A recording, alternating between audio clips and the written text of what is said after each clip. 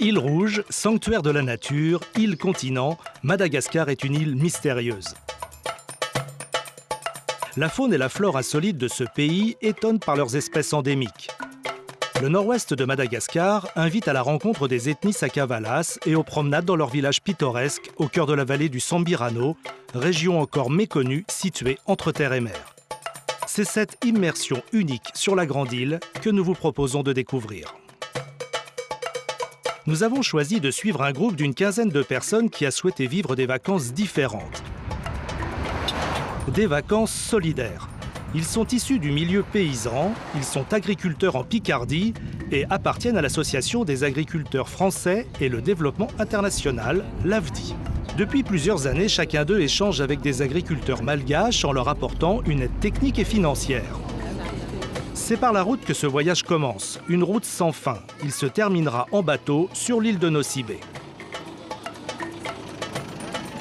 Le groupe est venu de France il y a quelques heures à peine. Ils arrivent dans la région d'Ambange, à la pointe nord-ouest de Madagascar, à l'embouchure du canal du Mozambique. Notre groupe est accueilli par les notables du village qui leur proposent une cérémonie traditionnelle.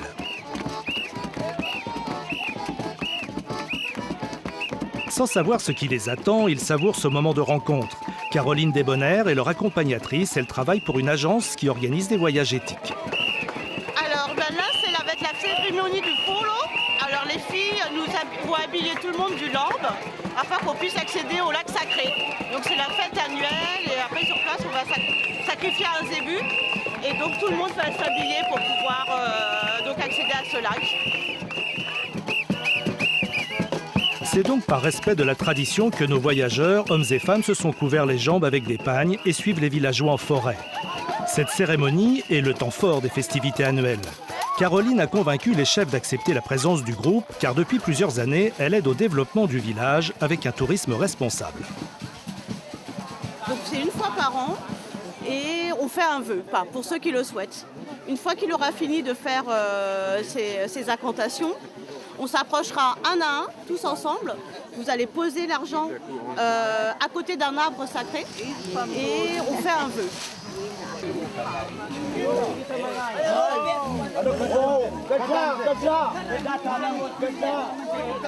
Tous les ans donc, les villageois d'Anjavimilai sacrifient un zébu sur les bords du lac sacré qui a donné son nom au village. La légende veut que les héros locaux de la dynastie Zafini-Fotsi, lors des guerres entre clans rivaux, aient préféré se jeter dans ce lac plutôt que de se rendre aux ennemis. Ils seraient incarnés par les crocodiles qui y vivent. Les entrailles des zébus leur sont offertes pour qu'ils veillent sur le village.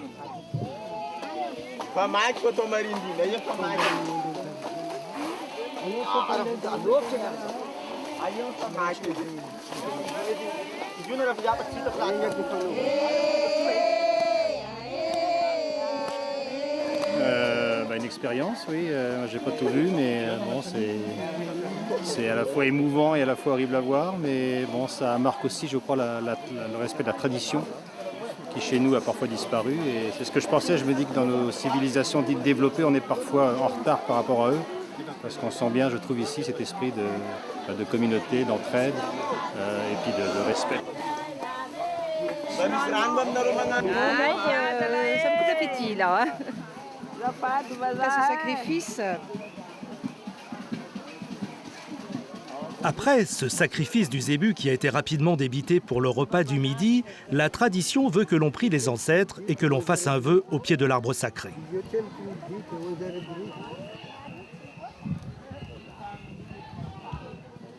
Le voyage du groupe d'agriculteurs français débute au plus profond et au plus sacré de la culture malgache.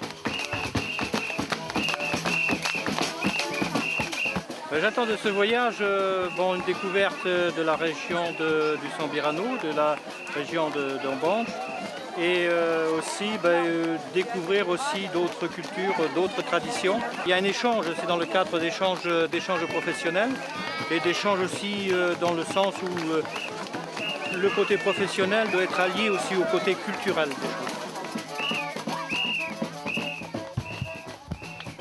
Ce que j'attendais, c'était une approche, être plus proche des gens des villages, partager un petit peu, bon, on est des familles d'agriculteurs, donc voir un petit peu ici comment ça se passait et découvrir leurs coutumes, leur façon de vivre et puis échanger beaucoup avec eux en fait. Oh, aïe, oh. Les femmes n'ont pas perdu de temps, les marmites sont déjà sur le feu. Ce midi, il y a du zébu au menu. Caroline présente le travail de broderie réalisé par les femmes de la coopérative qu'elle parraine. Une technique a été importée donc, en France pendant la colonie l'indépendance et spécialement dans la région du Nord. Donc elles sont appropriées ça, donc elles font des nappes, des portes-rideaux, des portes-fenêtres. L'idée donc ça a été de faire un échange de compétences et de savoir-faire pour les aider à développer une activité commerciale. Et elles s'occupent de l'école, donc avec notre partenariat, elles nous ont dit voilà, qu'est-ce qu'on pourrait faire pour développer, avoir un revenu annexe pour nous aider à financer l'école, et puis nous deux aussi pour nous aider tout simplement au quotidien.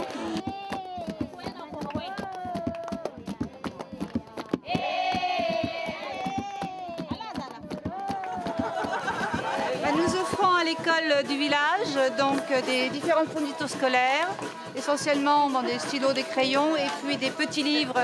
Je pense que c'est plutôt pour les petits. Comme l'école est très déshéritée, je pense que ça va pouvoir vraiment leur servir et les éduquer un petit peu. Et ils apprendront également ce qui se passe sur l'Europe, parce qu'ils connaissent particulièrement l'Afrique, mais comme c'est surtout des livres d'enfants français, et bien, ils connaîtront par le biais de ces livres un autre territoire. Alors il y en a beaucoup et j'espère qu'ils en profiteront beaucoup. Voilà.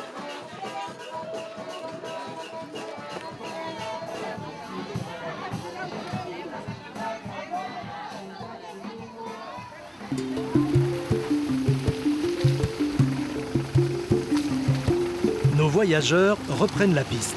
Direction le nord, à plusieurs heures de voiture. Si tout se passe bien, ce n'est pas toujours le cas.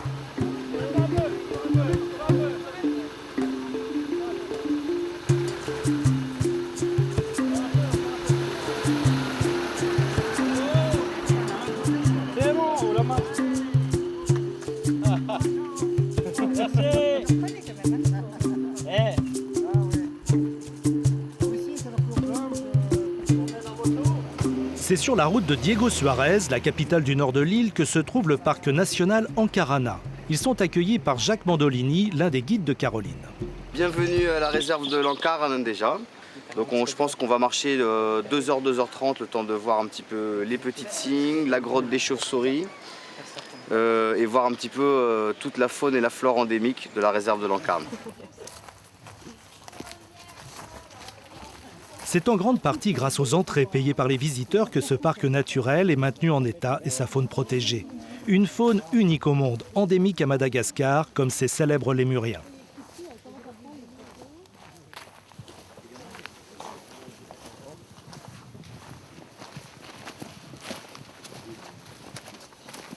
Juste sur ma main, là, il y a une petite bête vraiment minuscule.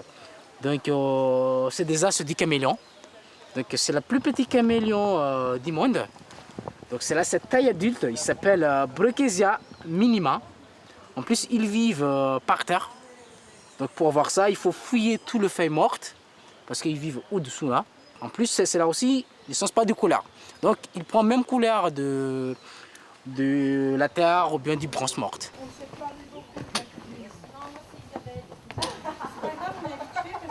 Vous voyez qu'il y a la roche noire, ça c'est des roches volcaniques. Ça vient de loin de la montagne d'Ancre. Vous avez été hier, là-bas c'est un massif volcanique et ici c'est un massif calcaire.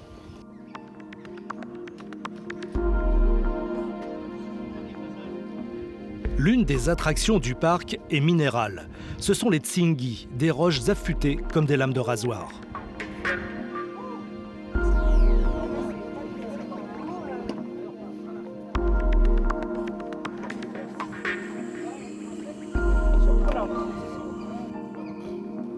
L'objectif de la randonnée est d'atteindre une grotte gigantesque qui devrait apporter un peu d'ombre et de fraîcheur car la fatigue commence à se faire sentir.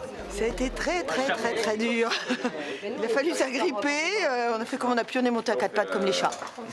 Alors là, il faut retirer tout ce qu'on peut avoir sur la tête parce que la grotte est sacrée, donc on peut recevoir tout ce qui descend du ciel sur le crâne de façon sacrée avec le sourire. Elles sont plusieurs milliers de chauves-souris à avoir élu domicile dans cette immense grotte. La nuit, elles se nourrissent des nombreux insectes qui prolifèrent dans le parc. Non, ce n'est pas les courants d'air, mais c'est les battements des ailes des chauves-souris qui battent. Ah, qui on font dirait de de l'air. C'est les chauves-souris qui font les bruits comme les courants d'air qui... C'est un ventilateur. Oui, ventilateur naturel.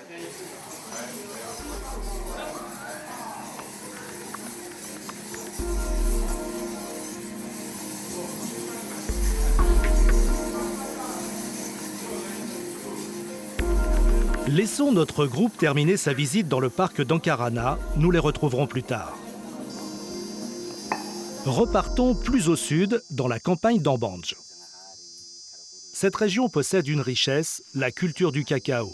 Ces causes étranges qui poussent à même le tronc valent de l'or, mais elles sont aussi à l'origine d'un dur labeur. Benjamin Jovari est planteur de cacao de père en fils. Il possède plusieurs parcelles qu'il exploite tout au long de l'année. Ici, je fais pousser du cacao, de la vanille et du poivre.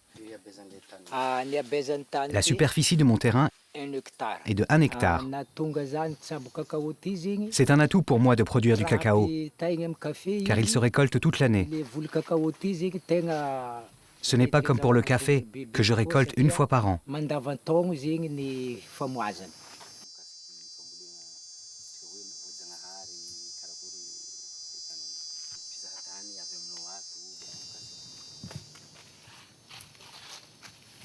Le cacao ne pousse pas directement ici. Il faut que je passe par l'intermédiaire d'une pépinière. Ensuite, je les récupère et je les repique sur cette parcelle. Il faut 3 ans d'attente. Il faut préparer le terrain, le défricher un peu pour qu'il puisse recevoir les plants de cacao. Les petits arbres resteront environ 3 ans tranquilles.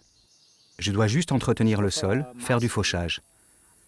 Évidemment, il faut en permanence entretenir et soigner les arbres blessés pour espérer une bonne récolte. Je récolte 6 kilos en mars et 6 kilos en novembre. En tout, chaque cacaotier rapporte environ 12 kilos par an. À partir de ce moment, je peux commencer à récolter chaque semaine. Nous travaillons avec une éthique biologique sans engrais chimiques, avec des partenaires qui nous aident à développer ce principe de vision éthique. Ils nous envoient des touristes qui participent financièrement à notre développement. Et croyez-moi, ce n'est pas de trop, car il n'est pas facile d'en vivre correctement.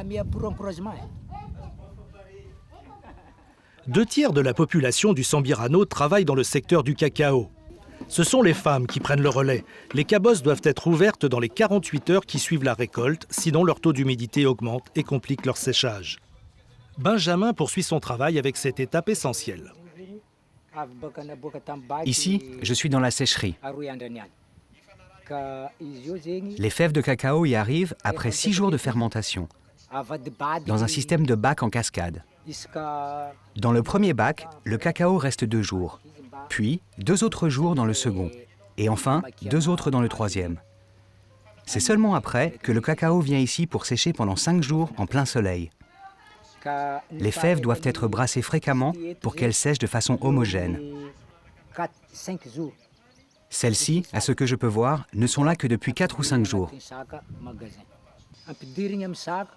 Une fois triés et mis en sac, les lots sont marqués puis pesés, et hop, tout cela part à l'exportation vers l'Europe ou ailleurs. Bien sûr que nous aimons le chocolat. C'est très bon, mais nous en mangeons peu car il est trop cher pour nous. Lorsque je le peux, j'en donne un peu à mes enfants avant les examens. C'est bon pour leur mémoire. Mais c'est sûr, ils mangent moins de chocolat que les Européens. Madagascar produit un peu plus de 4000 tonnes de cacao par an, un cacao de qualité très apprécié à l'international. Une production principalement destinée à l'export, mais encore loin derrière les grands producteurs que sont la Côte d'Ivoire ou le Brésil.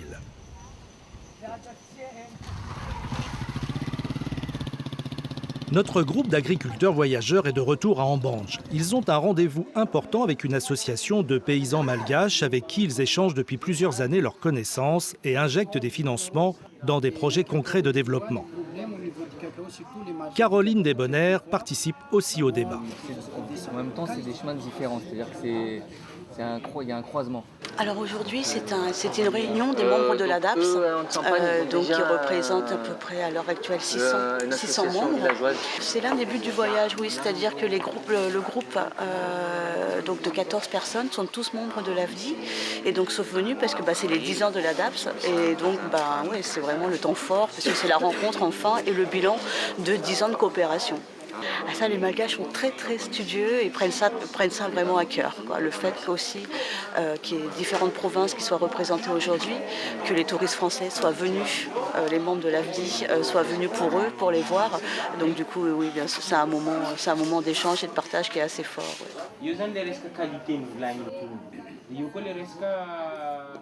Dans le cadre de cet échange, les membres du groupe apportent leur expertise.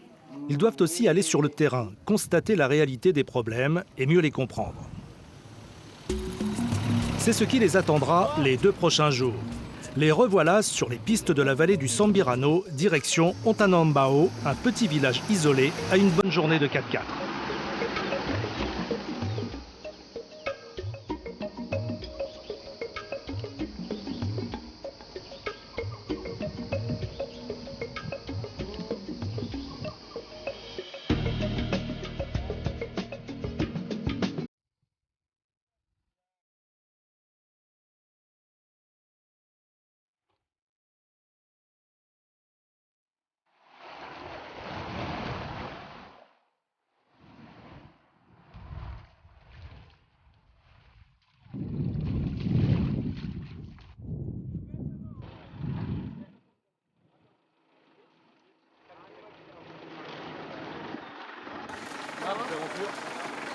Moi, personnellement, j'ai l'impression de remonter la préhistoire, de retourner aux origines de l'homme. Plus je remonte et plus je suis étonné de ce que je vois et je trouve ça à la fois très beau et non, très bien, très bien. Un peu mal aux fesses, mais à part ça, non, tout se passe bien. C'est une très belle aventure, un périple qui mérite d'être vécu. Et puis le bout du chemin est très, très agréable pour passer une nuit. Alors on espère que il va y avoir de l'ambiance avec les villageois. Bonjour monsieur, ça va? Bonjour monsieur, nous sommes très heureux d'arriver dans votre village. Voilà, c'est votre intervenant, hein, monsieur Issouf. Monsieur Issouf, vous êtes le chef du village. Voilà, chef du groupement de la Bonjour. On vous a pas vu à la fête? Si, vous étiez à la fête? Oui. C'est les musiques qui nous accueillent là. Donc il y en a tout, des instruments, tout ça. Donc on va faire la fête et pour la bienvenue quoi. Donc même la longue troisième, voilà, ça fait partie des balades et votre courage. Francisco, le guide, sait que le groupe est venu à la rencontre des villageois pour mieux les connaître, mais aussi pour comprendre la réalité de leur vie quotidienne. Eux aussi vivent à la campagne, une campagne à des années-lumière. On n'est pas des pros du camping, mais bon, ça ne saurait tarder. Je pense que un petit coup de scie pépère, et puis on va y aller. Hein, Christian, tu vas nous montrer comment on fait. Allez. Il y a 8 tentes. Donc les 7 c'est pour les clients. Il y a aussi d'autres tentes, c'est pour, voilà, pour nous, quoi. Donc pour les guides et aussi les accompagnateurs. Voilà. Donc les clients sont ici, nous on va installer de l'autre côté pour garder les vases. Nous partons à la douche. Je vous montre l'installation de douche pour le campement de ce soir. Donc voilà. Donc il y a un bac avec un peu d'eau, un petit pot. Et puis on s'installe ici. Là, il y a pour poser son savon, sa serviette, ses vêtements. Et puis on se douche comme ça. Alors il y a d'autres bacs, celui-là n'est pas très plein, mais il y en a d'autres en réserve là-bas en face. Alors, on va... Hop. Oh là là, merveilleux. Bon, alors, maintenant, il faut trouver le sens. Ça doit être l'envers. Et ben voilà. Voilà, comme ça. Hein? Oui, bah oui, il faut pas mettre là. Bon, là, ça devrait aller. Bon, on est super bien installé, hein. Non mais c'est vrai, hein, j'ai pas l'habitude. Il y a longtemps que j'ai pas fait de couchage sous la tente, à part mon service militaire. Sinon, ça m'est jamais arrivé. Non mais c'est super. En contrebas du village, les bergers rentrent les troupeaux. À cette heure, la rivière est le lieu de toutes les rencontres. Elle est aussi une alternative à la douche de campagne. C'est la première fois que je me lave dans une rivière. Elle est extra, ça fait vraiment beaucoup de bien. Ça détend des chaos de la journée, de la transpiration de la journée. Puis ce soir, il faut qu'on se fasse beau, c'est la fête. Alors il faut qu'on fasse honneur aux gens, eux ils sont tout propres, hein. Alors bien qu'il n'y ait pas beaucoup de moyens, on s'aperçoit qu'ils sont vraiment très très propres. Alors on va essayer de faire comme eux. Voilà.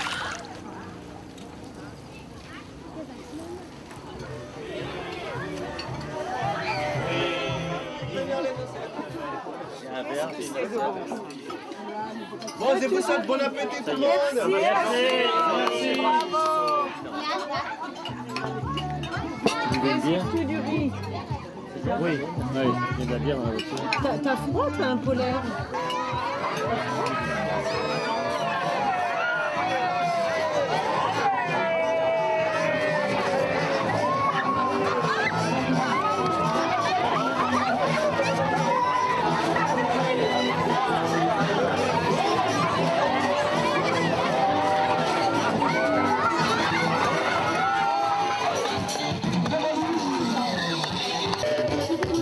La fatigue accumulée disparaît grâce à une ambiance sonore qui ne risque pas de gêner les voisins puisque tout le village est là.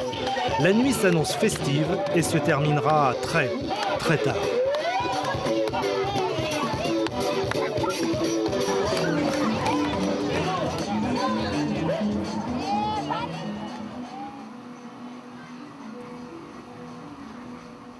Au petit matin, pendant que deux voyageurs récupèrent, à Ambange, quelqu'un commence sa journée avec plaisir. 3 ans plus tôt, il n'arrivait pas à faire vivre sa famille.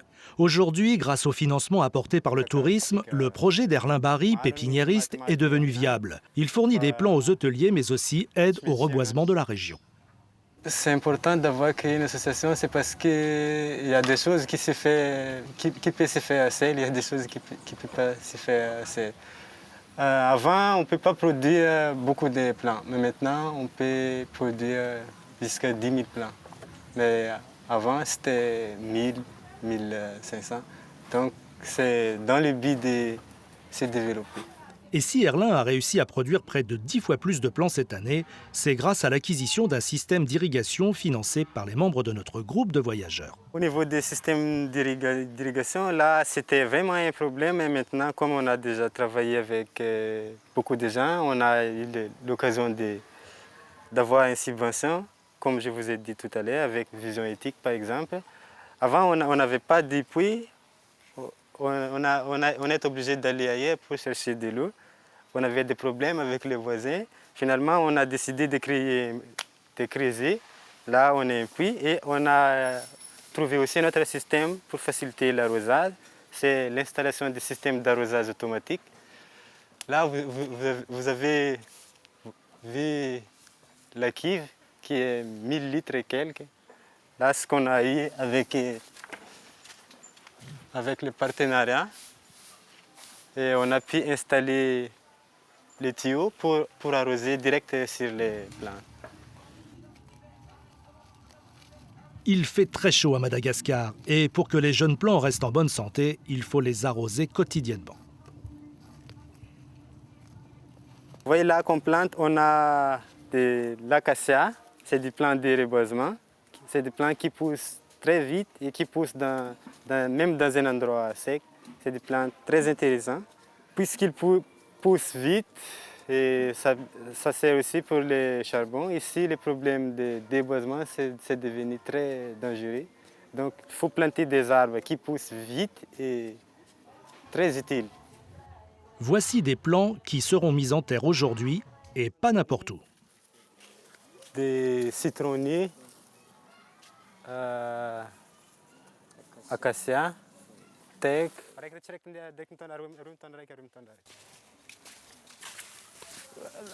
Si cette journée est si importante pour Erlin, c'est parce que ces plants sont destinés au village d'Antanambao, celui-là même où les membres de notre groupe de voyageurs a passé sa nuit de fête.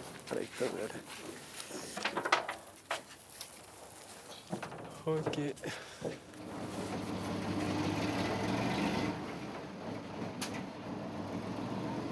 Voilà, ils sont partis, les gens, avec les plants. J'espère qu'ils vont les planter. Là, on est travaillé avec les plantes pendant presque 3 mois. Là, ils vont vivre leur vie. J'espère qu'ils vont bien les planter. La vallée du Sambirano subit des pluies diluviennes en saison humide et les villages sont fréquemment noyés par des crues spectaculaires. Mais l'un des problèmes majeurs reste la déforestation, que ce soit pour faire du charbon de bois ou pour défricher des terrains et les cultiver. La reforestation est donc une mission vitale à laquelle notre groupe est très attaché. L'heure du réveil a sonné. Le coq, des chiens. Non, ça a été. C'est sympa. Mal au dos, mal aux pieds, mais bien dormi. Non. Enfin, bien dormi. Non, un peu mal partout. Ouais, un peu mal partout. Ouais.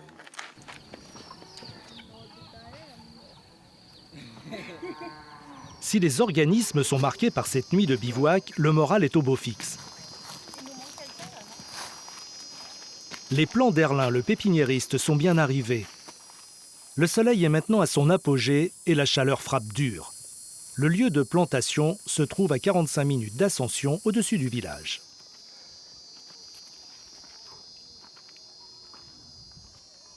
Aristide Herry, botaniste, accompagné du chef du village, leur donne les conseils nécessaires pour la plantation. Ça, c'est Acacia auricliformis. Donc, pour les planter, là, il faut enlever le sachet. Et puis, pour les planter, donc, il faut respecter le collier. Si on met de la terre ici, ça va souffrir.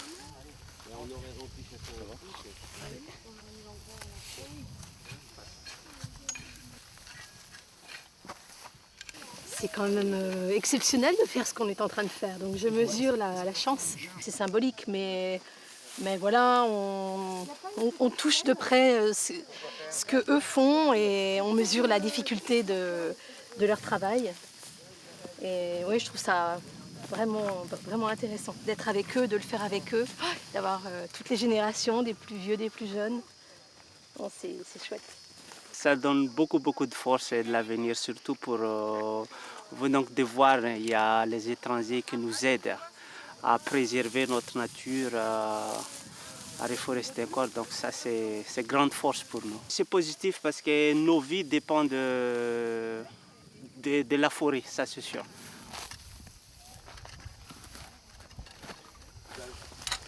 C'est superbe, c'est féerique, je trouve. On a eu du mal à monter jusqu'ici, mais on est récompensé par la vue. Et puis, je trouve que participer au reboisement de Madagascar, je trouve que c'est important pour nous qui sommes agriculteurs, parce que la nature, il faut préserver la nature. Chez nous aussi, d'ailleurs, en France, ça a besoin d'être préservé, parce que on gâche vite le patrimoine écologique. En 2 heures, le groupe et les villageois auront replanté 60 acacias qui assureront une meilleure stabilité du sol de la montagne qui surplombe le village. Il est temps pour notre groupe de repartir.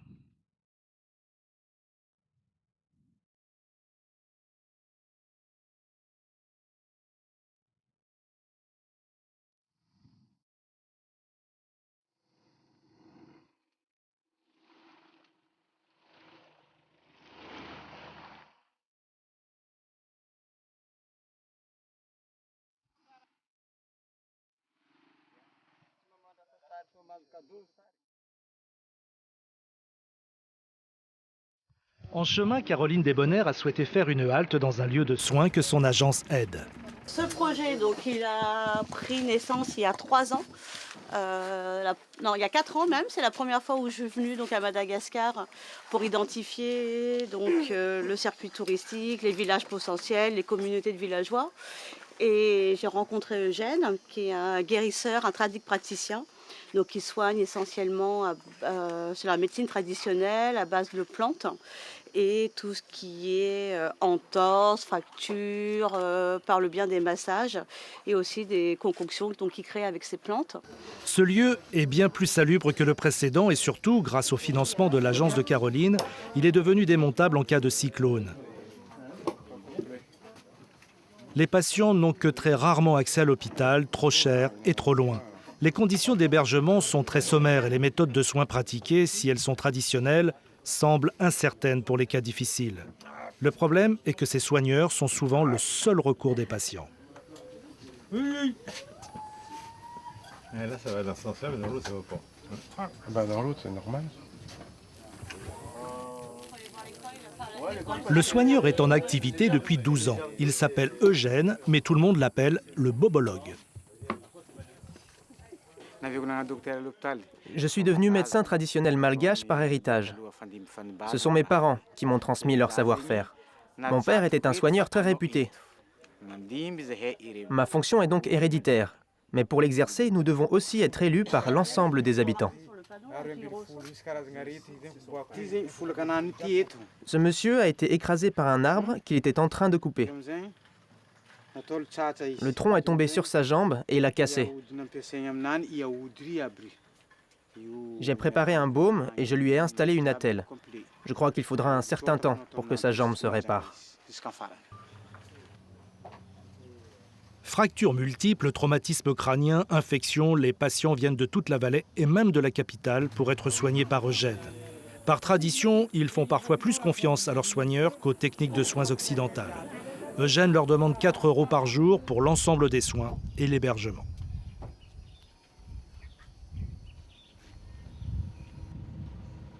Notre groupe repart pour 4 heures de piste, retour vers Ambange, où nous les devançons.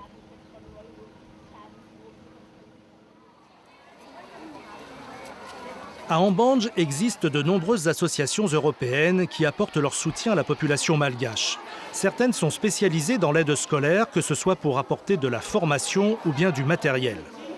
Cristina Leotta est italienne. Elle est en mission pour 2 ans dans le cadre de la coopération avec les pays émergents. Elle n'a pas de rémunération et paie une partie de son séjour. Son travail consiste à s'occuper de la formation informatique auprès des élèves. Ça, c'est l'école Sevema. C'est l'école catholique du diocèse d'Ambanza. Et c'est là qu'on travaille depuis presque 1 an.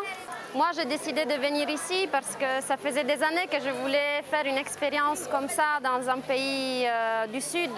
Je voulais donner une année pour faire quelque chose d'utile. Et on a commencé les cours d'informatique dans cette école en janvier. Là, on aide encore pour cette matière qui est une matière très difficile à enseigner dans ce pays parce qu'il n'y a pas beaucoup de matériel, il y a beaucoup de coupures de courant. Nous, on travaille beaucoup sur ça pour faire de façon que tous les élèves puissent utiliser l'ordinateur et apprendre petit à petit à avoir des bases. Voilà. Ah, ok. Clique sur Sevema. Ok. Donc là, c'est une classe de 3e B. Et toutes les classes ont 1 heure de cours d'informatique par semaine. Et donc là, pendant 1 heure, on les fait travailler un petit peu à l'ordinateur. Il y a des classes où d'abord on explique l'histoire de l'informatique, comment on est arrivé à l'ordinateur pour qu'ils puissent comprendre pourquoi on utilise l'ordinateur. Il ne faut pas ouvrir des programmes qui ne sont pas le programme de la journée. Donc si aujourd'hui c'est le fond d'écran, on travaille sur le fond d'écran. Je vais vous présenter la personne qui travaille avec nous, qui est en fait la titulaire du cours d'informatique. Elle s'appelle Noéline et elle a commencé cette année être la prof d'informatique dans cette école. Noéline. Pour les étudiants ici, ils sont tous débutants pour l'informatique, c'est tout. Donc ces compétences, c'est pour les cours, quelque chose comme ça, c'est très intéressant pour les étudiants. Je dis toujours ça aux étudiants parce que quelquefois les étudiants sont trop bavardés comme ça. Et je dis toujours, essayez de comprendre. Christina et Julia, elles viennent ici pour nous aider. Mais pourquoi nous ne sommes pas sérieux? Donc essayez de réfléchir un peu. Elle perd son temps pour nous 2 ans, mais ici c'est pas son ville natale, oui. Donc c'est très intéressant leur travail ici. Après les cours, Christina Leota rejoint le petit appartement mis à sa disposition. Il est tout près de la radio locale.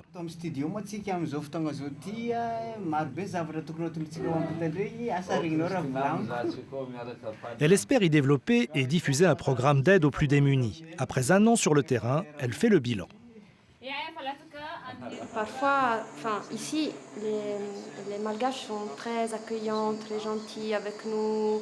Donc nous, on n'a pas beaucoup de problèmes d'adaptation, même si c'est un pays très différent de l'Italie et qu'on ne peut pas avoir tout ce qu'on a chez nous. C'est une vie quand même un peu plus difficile par rapport à ce qu'on a chez nous. En même temps, c'est vrai, c'est un voyage qui continue, même si on reste en Banza, c'est un voyage parce qu'on connaît les gens, leur culture, et ça, c'est un processus qui est très long. Donc ça prend du temps et on fait toutes les semaines de découvertes, on apprend toujours quelque chose, donc c'est bien. Comme la structure de Christina, il existe des missions solidaires au long cours et puis il y en a de plus ponctuelles. Elles sont de plus en plus nombreuses et beaucoup de voyageurs, comme ceux de notre groupe, choisissent le temps de leurs vacances pour les rendre plus solidaires et plus proches des populations, quitte à y perdre en confort matériel.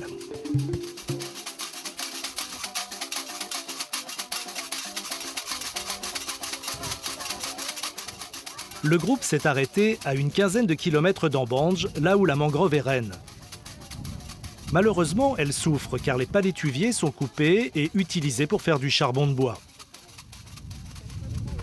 C'est toujours accompagné de Francisco qu'ils se rendent de nouveau utiles avec une nouvelle opération de reboisage. Ça, c'est l'espèce en général, elle pousse dans les zones qui est de la boue, celle-là. Voilà, ça, ça s'appelle la rhizophora. Donc ça, c'est un peu rare aussi présent, parce qu'il est dur. Ils ont exploité pour faire les meubles. Mais l'autre, ça, c'est les variétés qui dominent les mangroves. C'est l'appelle Cereop tapal. Donc nous, on appelle ça un palétivier femelle. Donc ça, il pousse n'importe où. C'est une variété, on dirait, comme variété standard. Il pousse dans les zones qui ont de la boue, il pousse dans les zones sableuses aussi. Donc ainsi qu'ici, cette variété-là qui domine les mangroves. Les verts, ça, c'est pas encore mûr. Comme celle-là. Donc normalement, ce qui est les fruits, quand il sera mûr, c'est que ça tombe tout seul. Il fait comme ça. Directement, ça pousse directement. Vous voyez, et les chapeaux, si vous enlevez, voilà, vous voyez là, ça commence à germer.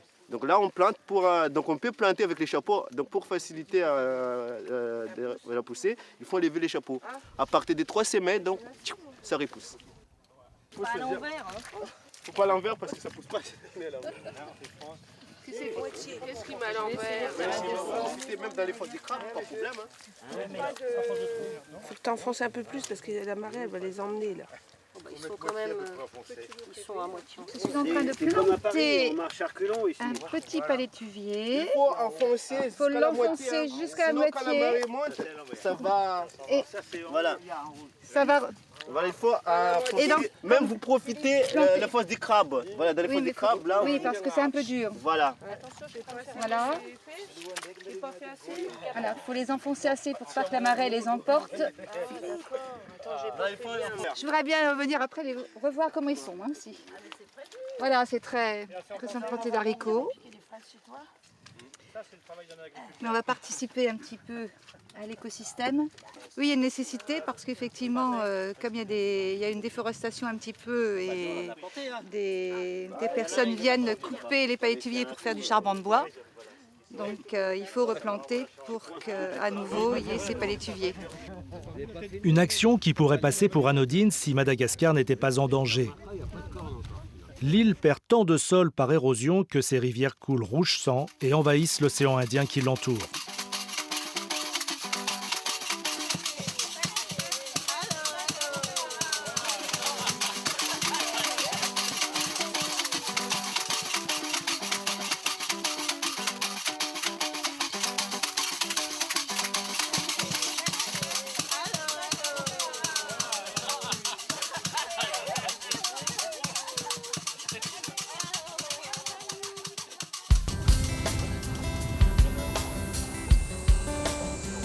À plusieurs dizaines de kilomètres de là, plus au sud sur la côte, dans un lieu préservé, loin du bruit de la civilisation, Yves Benwesh a voulu tenter l'expérience Total Nature. Il a implanté un hôtel luxueux selon un système respectueux et valorisant pour la population. Parmi ses réalisations, la création d'une petite école, son tout nouveau projet. Le village s'est développé parce qu'il y a des pêcheurs qui nous approvisionnent en poissons, il y a des cultivateurs, il y a des forestiers, etc. Et ça s'est développé. Maintenant, il y a je sais pas, il y a plus de 100 personnes au village. Alors qu'il y avait, quand je suis arrivé, il y avait 2 personnes qui habitaient le village. Voilà. Il y a les enfants, donc on a déjà une école qui fonctionne depuis 2 ans, qui fonctionne bien. Il y a une 50aine d'élèves scolarisés.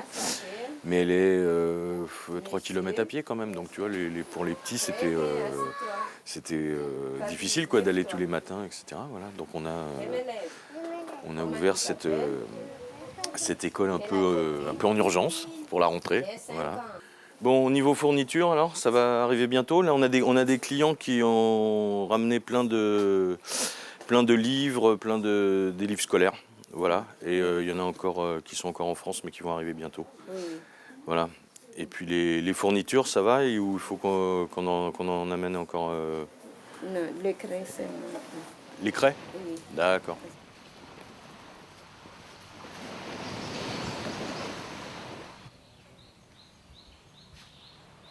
Donc ici, on est au cœur de l'installation solaire. On a toute l'installation des panneaux photovoltaïques.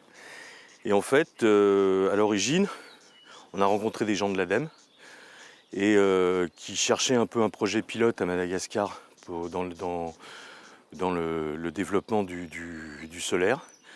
Et en fait, le projet a été de construire le premier hôtel au monde en 100% solaire. Et voilà, on s'aperçoit qu'on peut complètement faire fonctionner un hôtel avec, il y a à peine plus de 30 mètres carrés de panneaux solaires. Et c'est vraiment suffisant à partir du moment où on calcule bien tout, qu'on est en basse consommation sur les équipements principaux des cuisines, des lodges, etc. Mais on ne manque absolument pas d'électricité toute l'année.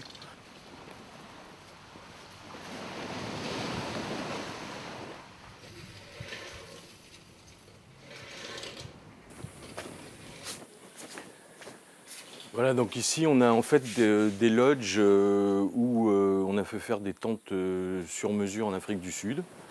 Et tout le reste en fait a été construit en matériaux locaux. Tout le meuble c'est de l'artisanat malgache. On a travaillé avec une décoratrice qui s'appelle Frédéric, qui est associée d'ailleurs dans le lodge. Et qui a fait travailler elle des artisans locaux de toutes les régions de Madagascar.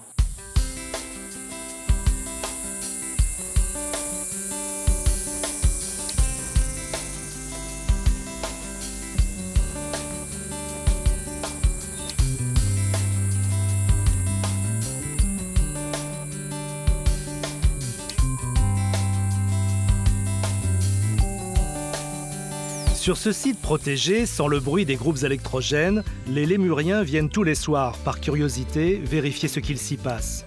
Il est donc possible de limiter au maximum la pollution tout en aidant la population locale. Cet hôtel en est un exemple qui commence à faire des adeptes.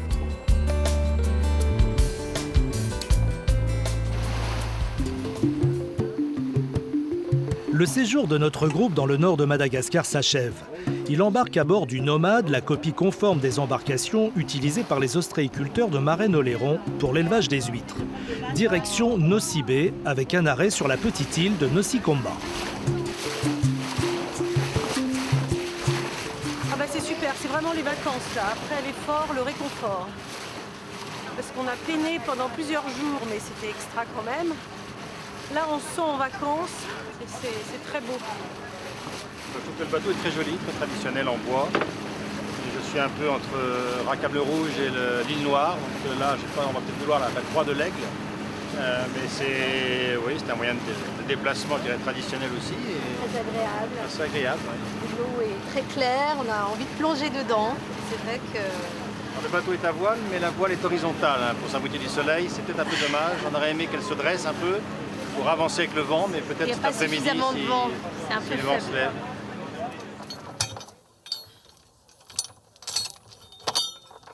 Après 1 heure de navigation, l'ancre est jetée. Bienvenue à Nosy Komba. Ici, pas de voiture ni d'électricité. Caroline et le groupe participent financièrement au développement de la culture de ces terres abruptes. Sur cette petite île qui porte bien son surnom d'île aux Lémuriens, la vie s'écoule tranquillement au rythme des récoltes de la vanille. Chaque fleur, chaque gousse. Normalement, s'il y a des fleurs, il faut polliniser. Pour pollinisation, hop, il faut prendre un bout de bois et puis comme ça, là, il faut remettre comme ça jusqu'au fond et après ouvert. Il faut mettre là, on monte comme ça et après, hop, pincer. C'est Nestor qui fait la visite. Il est à la fois le guide officiel de l'île et producteur de vanille. Et après, il y a des pièces proues et coupes et planchées au milieu. C'est moi que faire la création de l'association villageois qui construit les dispensaires et l'école. Les habitants, chaque famille, faut payer 4 milliards, presque 2 € moins. Et après, chaque mois, et après, gratuitement, qui vont au dispensaire là. Nosy Komba est bien mieux loti que nombre de villages à l'intérieur des terres de la Grande Île. Sa position sur la route maritime de Nosy Be attire de plus en plus de touristes qui, comme notre groupe, ne sont pas insensibles aux difficultés de la vie des insulaires. Une petite heure de navigation sépare Nosy Komba de Nosy Be, l'île la plus touristique de Madagascar.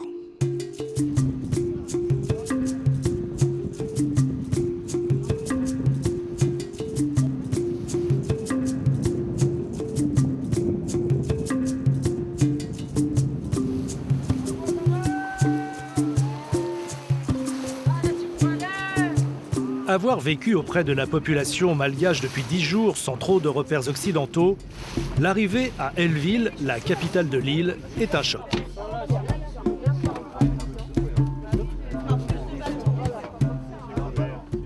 Dans la petite île, on a retrouvé tout à fait ce qu'il y avait dans les villages. Des familles vivant toutes les générations dans une même case. Les femmes essayant de gagner un peu d'argent avec de la broderie. Ils nous ont accueillis comme des rois, comme des nababs. Ils ont fait tout ce qu'ils pouvaient, ils se sont pliés en 4.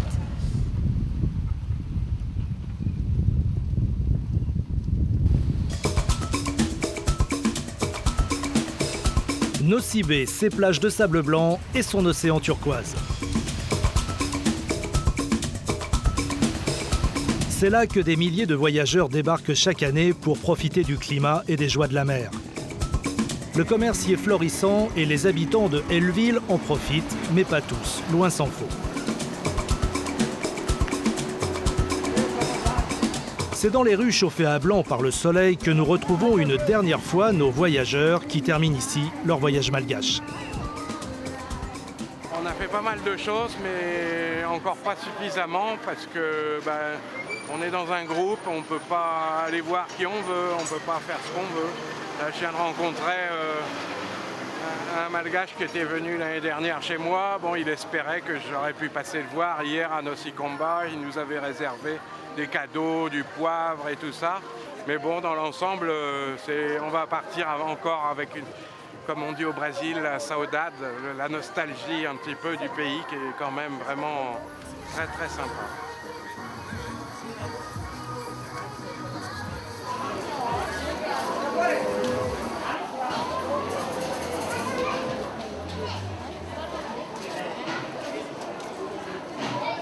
C'est un pays qui reste encore très pauvre.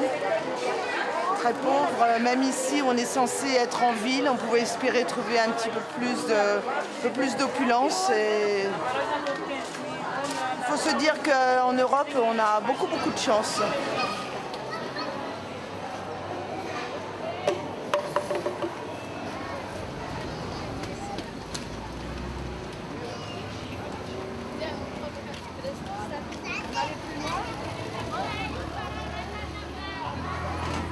Les endroits les plus miséreux sont les endroits où souvent le bonheur transpire le plus par rapport à chez nous et que les projets qui sont en route au niveau du développement agricole, c'est des choses qui demandent du temps parce que le temps ici est plus long que chez nous. Donc il faut aussi les laisser un peu le droit à s'accaparer les choses petit à petit. Et parfois, dans les projets de développement, on veut aller parfois un peu vite et il faut prendre le temps qui est différent ici. Sinon, moi j'ai trouvé... il y a quand même une certaine joie de vivre. On est dans la partie la plus riche de Madagascar aussi. Mais il y a un mélange de beauté, de pauvreté et de joie qui est assez étonnant, quoi. C'est bien de le voir de l'intérieur, je pense. C'est-à-dire que ces voyages où on s'intéresse un peu à la partie équitable des choses et au développement agricole permettent de voir d'une autre façon que ce que j'ai fait maintenant dans Nosy-Be, où on passe de boutique de souvenirs en boutique de souvenirs et où là, bon, c'est le tourisme, je dirais, pas normal, mais qui ne me correspond pas personnellement. Donc voilà, c'est bien de pouvoir voir les choses de l'intérieur pour voir leur vraie grandeur, en fait. Voilà. Notre groupe d'agriculteurs, fort de ces rencontres et des expériences vécues, est reparti pour la Picardie. Toujours dans le cadre de leur association, ils se sont promis de revenir dans 2 ans pour suivre les progrès accomplis. D'ici là, Erlin, le pépiniériste, aura sans doute planté des milliers d'arbres. Francisco, Nestor et Caroline continueront de valoriser ce pays qu'ils aiment et auront sans doute, de temps à autre, une pensée pour leurs amis picards.